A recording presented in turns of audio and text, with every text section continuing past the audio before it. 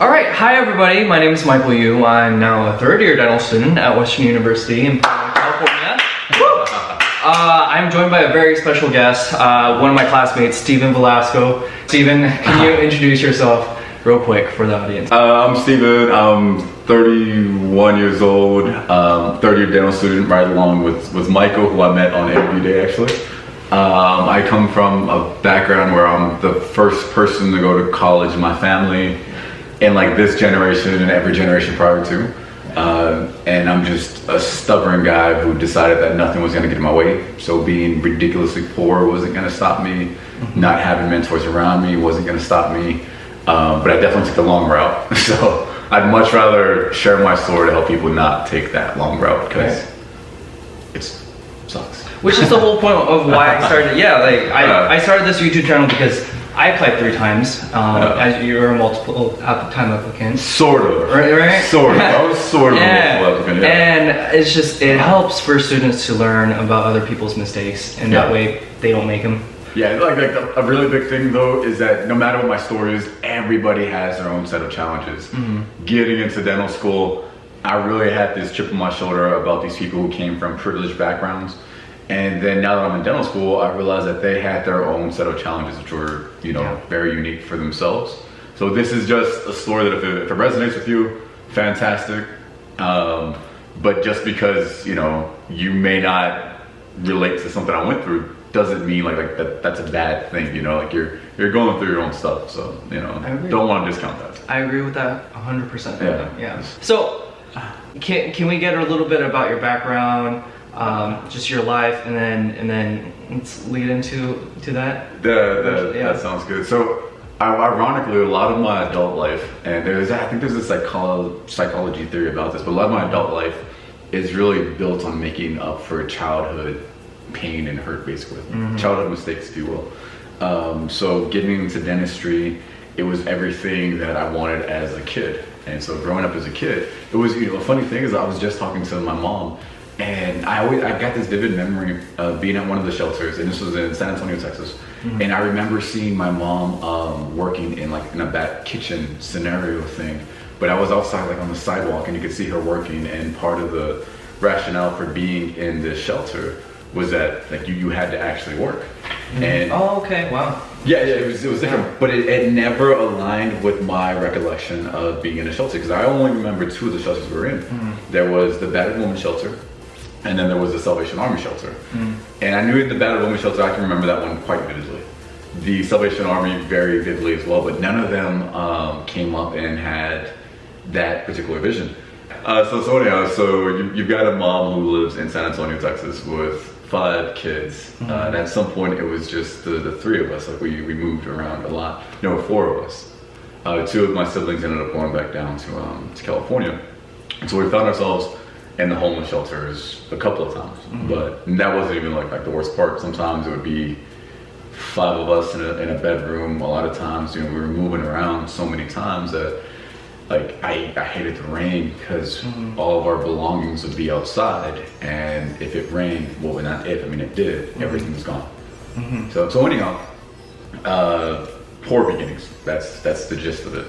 But for me, it was never I feel like whenever you go through any kind of really crummy circumstance, you have the choice between how you want to do it. You can, and the most common thing is to say, I'm going through this bad thing, this sucks, and you go into this perpetual cycle. They always talk about the cycle.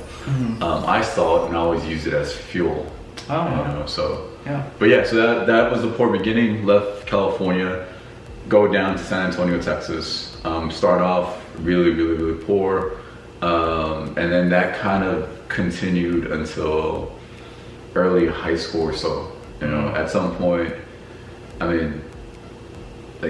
you don't get into the battered woman shelter without special circumstances. Right. It seems like I've heard your story once before. Yeah, because you helped me get a crazy, amazing scholarship, which was super cool. More on that later. It seems like you ran into other hurdles too, aside from the homeless shelter, the battered woman's homeless shelter. There are some other obstacles along the way. What were those too? It's such a vague question, dude. I wouldn't know where to start. So the one that you asked me when the camera was off. You wanted to know how I wound up getting arrested, basically, yeah.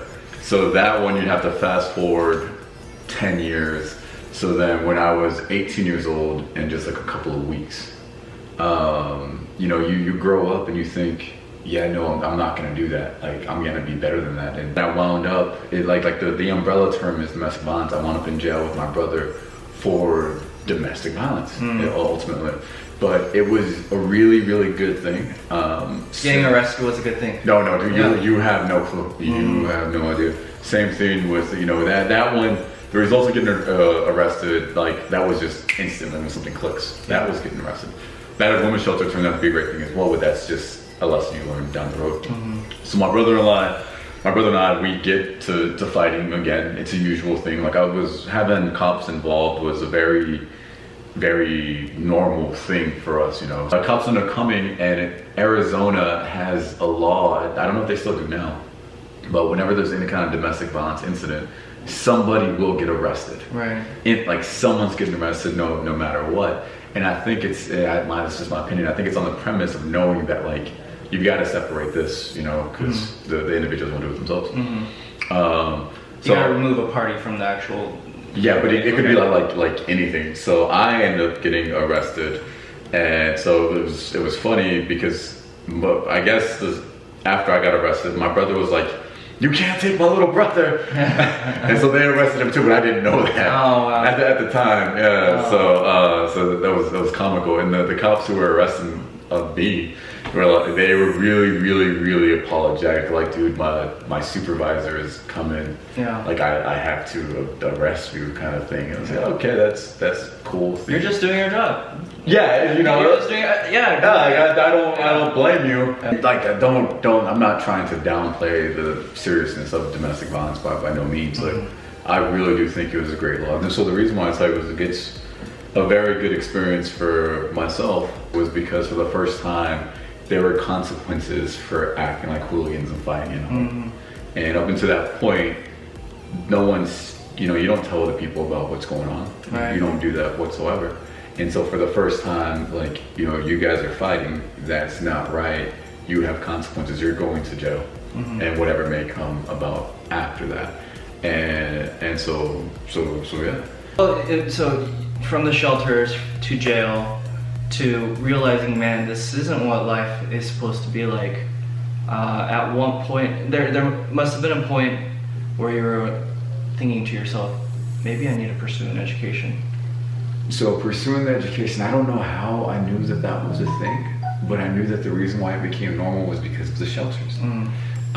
The shelters, they gave us a caseworker, and they helped my mom get into a community college. Oh. And she went from the community college for a few years, and then after the community college, she went to a university. And so I was consistently in a college environment. And so I think that's why I was like, oh yeah, no, I'm just gonna go to college. Like, that's you know. And I don't know why, like, college was just such a thing for me, or why I knew that, but yeah, so if it wasn't for being in the shelters, I would never have been in an environment where I was in and around college students and stuff. And so that's the silver lining. That's really looking at the silver lining of your bad situation. But it's not really looking at it, it's just a fact. Like, I'm just, you know, closing my eyes, reviewing my life, thinking, okay, why? You know, and the reason why it's so important to me is, like, okay, if I got from that to where I am now, if I know why I did that, then maybe I can teach somebody else. Right. So yeah. And yeah, but you know, over time, finding the silver lining is definitely a thing that I do. But yeah, that's just only a couple of things. Well, I feel like I think that's a good place to end part one. Yeah. Going up all the way to where you decided to pursue education, and now that we know a little bit of your past, going to the next one. Yeah, pursuing dental school must have been easy, right? Because you went through all that hard stuff. You got it over with in your childhood. We'll get more into it in part two. Yeah. But yeah, thank you so much for watching part one, and then click on the next link to watch part two.